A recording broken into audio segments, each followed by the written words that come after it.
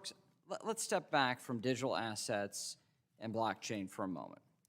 Let's talk about where the internet was, where it's come to, where it's going, right?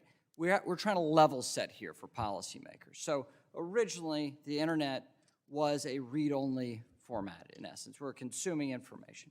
And then there's additional layers that we place on. It became much more interactive. But counterintuitively, much more interactive, but much more centralized in Web 1, Web 2. What we're hearing now is Web 3. Policymakers need to understand the nature of Web 3. This is a hearing about a component of Web 3. Now, along those lines, what are the characteristics that defined Web 1 and Web 2? Mr. McHenry, thank you very much for that question. I think that's critical to understanding what we're all trying to build here. So the characteristic of Web 1, if people remember their original AOL account, was an ability to look in a curated walled garden at a set of content that was not interactive but was presented to you on AOL the way that Time magazine used to show you the articles they wanted you to see inside of their magazine. Just you could see it on a screen. The innovation of Web 2 was that suddenly you could not only read content, but you could also write content. This is when the blogosphere became a big thing. People remember this from the late 90s, the early 2000s.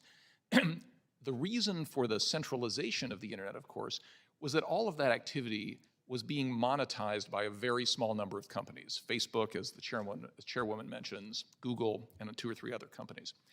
What makes Web 3 different is the ability to own the actual network. And that's what crypto assets themselves represent, is an ownership stake in an underlying network. So when you hear people talk about, for example, layer 1 tokens, what they mean is this is your reward for providing the ledger maintenance services, the computing power to the network that on Web 1 and 2 was done by Google, right? So now people in my hometown of Pueblo, Colorado can actually own the Ethereum network, but they can't own the internet. That's owned by Google and a few other companies. That's what the project of crypto is all about, is allowing people to directly own the networks that have native assets that are supporting it, and that's the nature of decentralization, where the token holders are the people who control the asset, not so Google. Token holders, for our language here on the Hill, those are digital assets, right? Which are the keys to open up the ledger for you to participate, right? Correct. So describe to us how those digital assets fit into this internet revolution, Web 3. So the concept is that you have sort of application layer tokens and you have protocol layer tokens.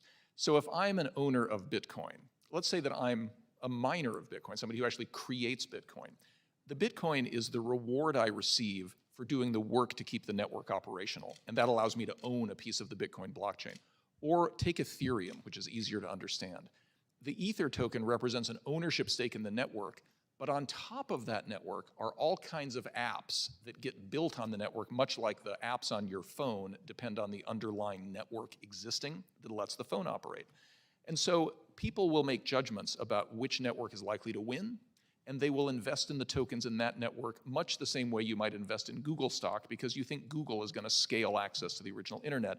The difference being here, you can vote on what happens in the future of a proof of stake network, for example.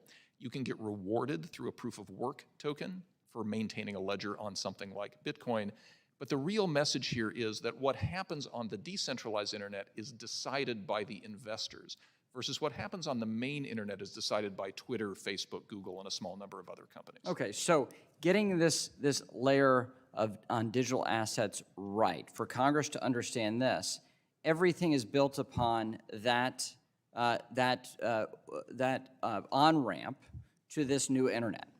So very important for us to be sensitive to how this develops and any actions we take in terms of laws and updating laws to incorporate these new technologies. Yeah, Mr. McHenry, couldn't agree more, and I think when you hear about all of the problems of different big tech companies, the importance of an owner-controlled network becomes clear. Okay, owner-controlled network rather than a cooperative, right? And Yes. thinking in those terms. Absolutely. Right? So if you're not a part of management, you're not making a decision in Web 2. If you are a participant in the network, you're cooperating in the making of those decisions. Exactly right. So I ask this not to be insulting to the panel, but to have a level set here so we have an understanding of what we're talking about. This is not simply about you on this panel. It is about trillions of dollars of assets that did not exist before Satoshi wrote his white paper 13 years ago. It's about $3 trillion in notional value at this stage around the development of a whole new range, a whole new suite of technology that will be developed across the globe, whether or not the United States embraces it and wants to compete, or if it's pushed offshore. So as policymakers, we need to understand what we're talking about here. This is a small panel, important as you may be, a small panel about the discussion about Web3. And so with that, Madam Chair, thank you for having this hearing, and I hope that we can have more understanding by policymakers about these important concepts. Thank you, Mr. Brooks. Thank you very much. The gentlewoman from New York, Mrs. Maloney, who is also the chair of the House Committee on If you enjoyed the video and you want to hear from us again, be sure to hit the like and subscribe button and share your thoughts on the comments below before you hit the beach. Peace.